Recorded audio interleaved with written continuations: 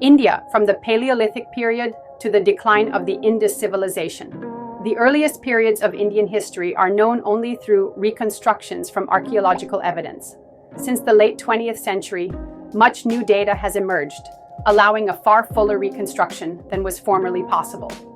This section will discuss 5 major periods: the early prehistoric period, before the 8th millennium BCE, the period of the prehistoric agriculturalists and pastoralists, approximately the 8th to the mid-4th millennium BCE, the early Indus or early Harappan period, so named for the excavated city of Harappa in eastern Pakistan, witnessing the emergence of the first cities in the Indus River system, c. 3500–2600 BCE, the Indus or Harappan civilization, c.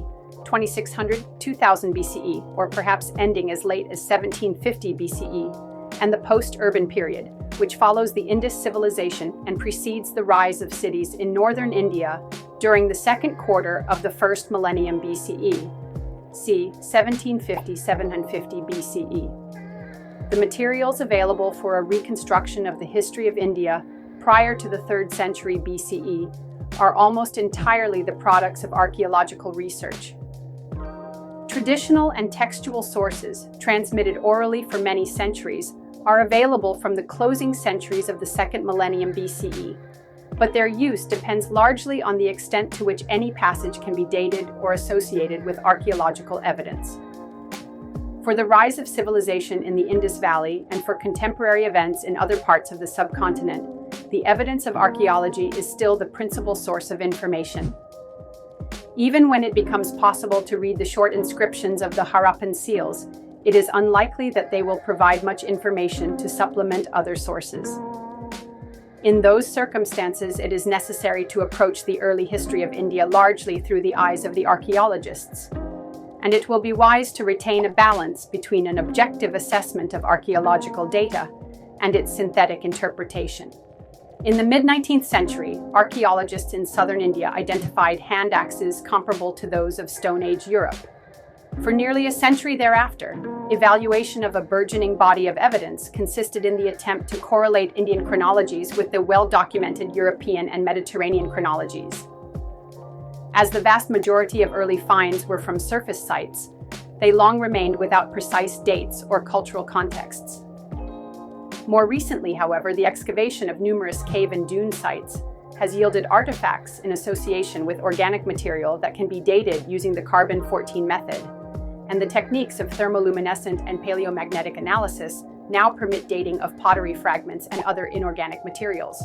Research beginning in the late 20th century has focused on the unique environment of the subcontinent as the context for a cultural evolution analogous to, but not uniform with, that of other regions. Increasing understanding of plate tectonics to Site 1 development has greatly advanced this endeavor.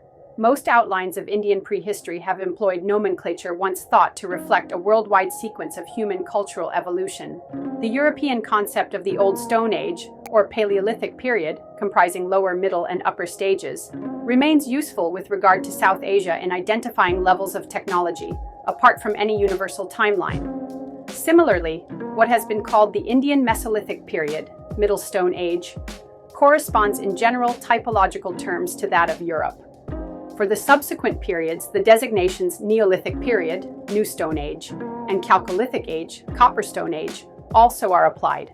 But increasingly, as archaeology has yielded more detailed cultural profiles for those periods, scholars have come to emphasize the subsistence bases of early societies, e.g., hunting and gathering, pastoralism, and agriculture.